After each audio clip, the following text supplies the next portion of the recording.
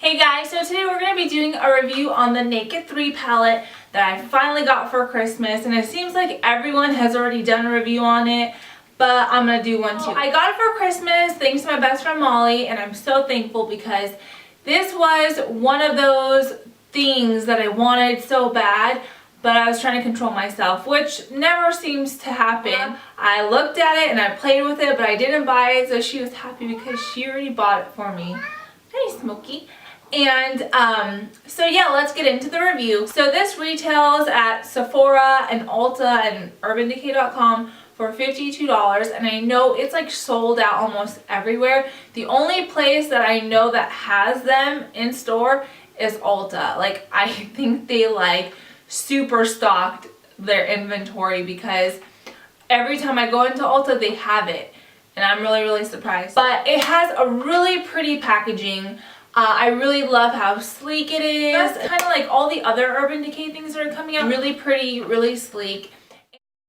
So it comes with 12 different eyeshadows and the double-sided ended brush that seems to come with every Naked palette. But all these colors are based off a kind of like a rosy palette. Everything is pink, purples, you know, mauve kind of tones. Okay, so starting off with the very first one, this one's called Strange, and this is a very pretty highlight shade. Then moving on to Dust, this is the one that I think is too flaky. I mean, it doesn't really show up as, you know, like a lid color or anything, so not my favorite. The third one is called Burnout, which is a really pretty pink color.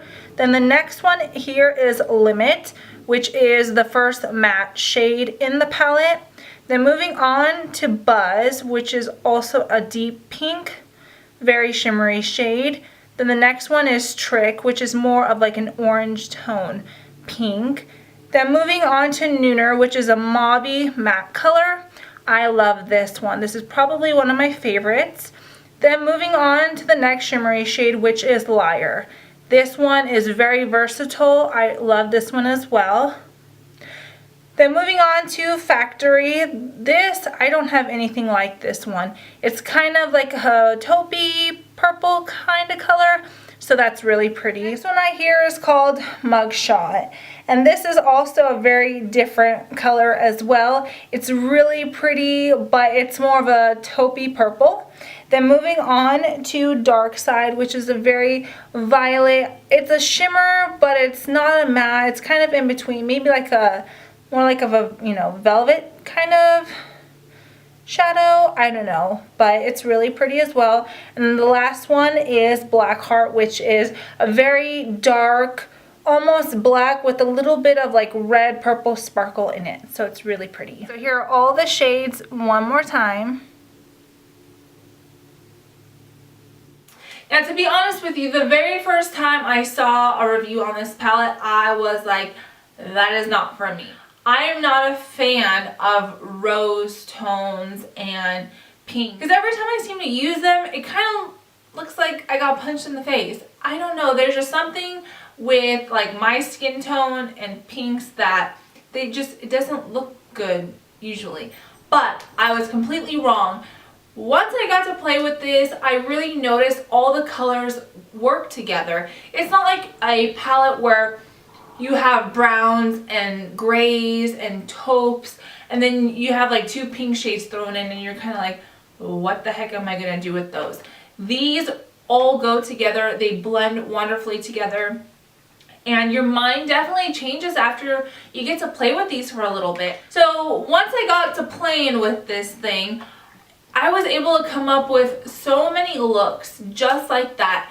And I think it's because all the shades go together. You're not trying to pick and choose what you want to use and stuff. So I really found that it was a really easy palette to work with. So I do like that. It's all dark purples, pinks, light pinks, mauves, like I said. All these colors are going to play off wonderfully with, you know, a flushed light pink cheese. These colors look great for the fall, for winter, for spring. I mean, I think it's really pretty. Now, I really do think this palette is great for light skinned people and dark skinned people. I think that you can't really go wrong with it because every color just goes together, like I said. So if you've been skeptical and you just don't know if this is what you want, I mean, I was the same way until I got to play with it. I recommend going to Ulta and Sephora, trying it out to see if you do like it. But to me, I think it is worth the money. I'm going to get a lot of good looks out of it. And especially for like bridal makeup, this is so pretty.